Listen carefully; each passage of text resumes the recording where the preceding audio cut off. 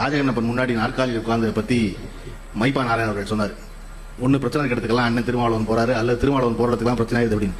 திருமாவளவன் நாற்காலியில் உட்கார்றதா அவங்களுக்குலாம் பிரச்சனை, நாற்காலி கிடைச்சிடக்கூடாதுங்கிறதா ஒரு பிரச்சனை. நீ நம்ம சொல்றீங்களா, அண்ணன் ரொம்ப பிரமாதம் சொன்னாரு.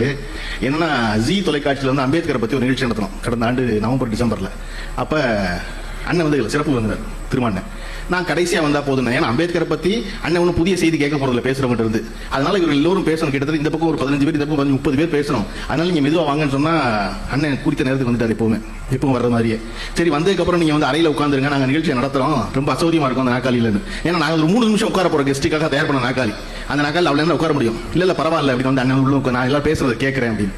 கிட்டத்தட்ட 3.5 மணி நேரம் உட்காந்துருந்தாங்க நிகழ்ச்சியில. 3.5 மணி நேரம் அசௌரிய நாற்காலியில கை கட்டியே உட்காந்துருந்தாரு அண்ணன். அது அவருடைய இயல்பு. நான் வந்து ஒவ்வொரு நேரம் நடத்தும் போதெல்லாம் யோசனை பூரா எனக்கு இவர் மேலேயே இருக்கு. இந்த நாற்காலியில் உட்கார வச்சுட்டோமே, 3 நிமிஷம் உட்கார வைக்கிற நாற்காலி, இதுல 3.5 மணி நேரம் உட்கார்ந்துருக்காரு. அதுல பேசி கேட்ட செய்தி அத்தனையும் அவருக்கு தெரிந்த செய்தி. தமிழ்நாட்டில் இருக்க அனைத்து கட்சிக்காரர்களும் வந்து பேசுறாங்க. அதுல அம்பேத்கரை பத்தி பேசும்போது ஒன்னும் கட்சி வேறுபாடே கிடையாது இல்ல, அப்படிங்கும்போது எல்லாரும் வந்துட்டாங்க பேசுறதுக்கு. எல்லாவற்றையும் பொறுமையா கேட்டுக்கிட்டு இருந்துட்டு கடைசியில ஒரு 35 நிமிஷம் அண்ணன் பேசினாரு. அதுவரையும் பேசி 30 பேரும் பேசாத ஒரு புதிய செய்தியை எப்படி அணுக வேண்டும் அம்பேத்கரை எடுத்த கிளாஸில் பாத்தீங்களா, அதான் மாஸ்டர் கிளாஸ்.